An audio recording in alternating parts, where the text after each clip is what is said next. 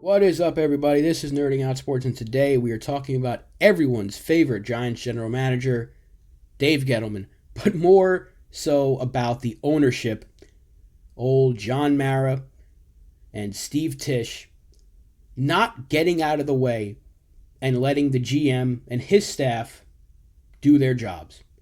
And about a month or so ago, I made a video defending Dave Gettleman, mainly because people were saying that because of what DeAndre Baker did, he should have been fired.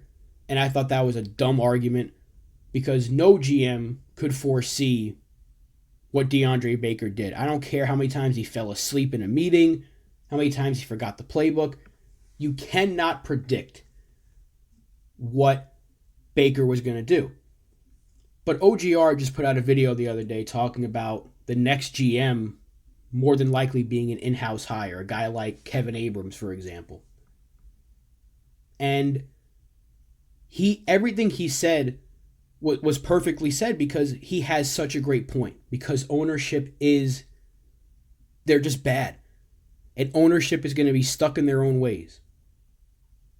They've done this the last few times they've hired a GM. Or a Corsi was an in-house move. Jerry Reese was an in-house move. And even Dave Gettleman, even though he came from the Panthers, he was a Giant from 99 to 2012. In-house move, familiarity. The Giants should have started their rebuild when they fired Tom Coughlin. Jerry Reese should have been out the door with him.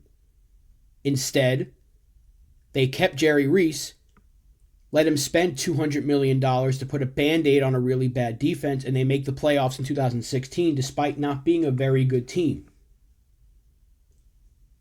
And because of all that money invested, they could not fix the rest of the offense.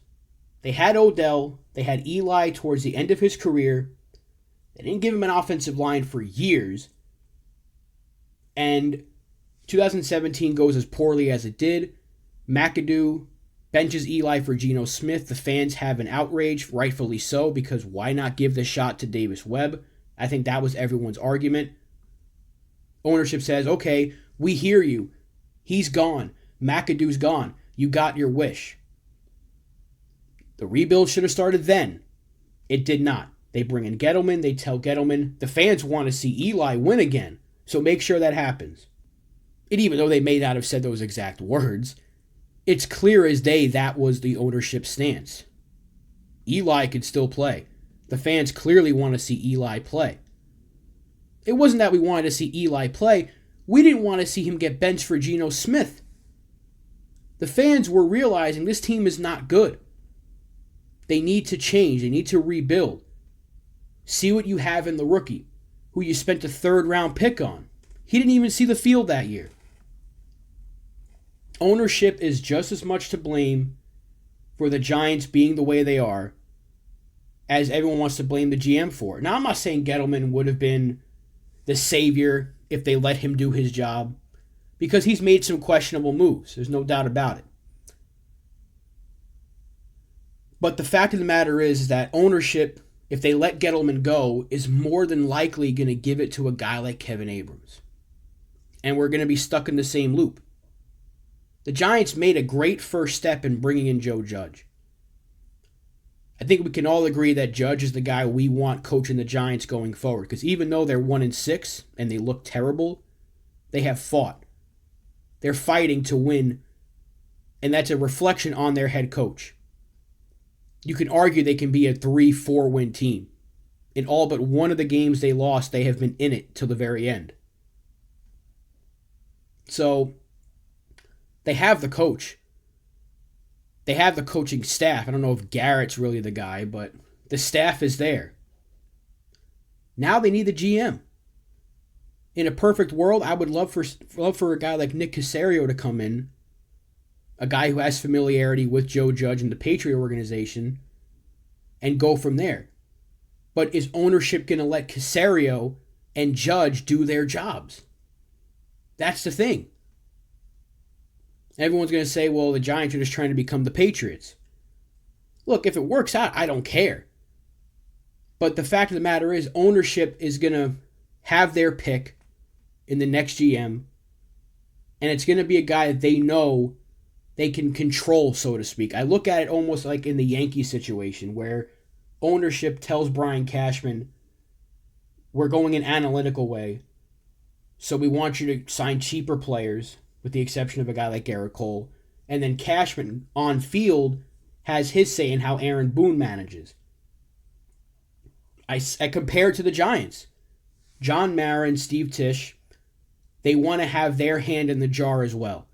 They want to have their say in how the roster is put together and how the GM does his job. And no GM is going to want to take that position. No outside hire. Especially looking at the track record. The fans hate Gettleman right now.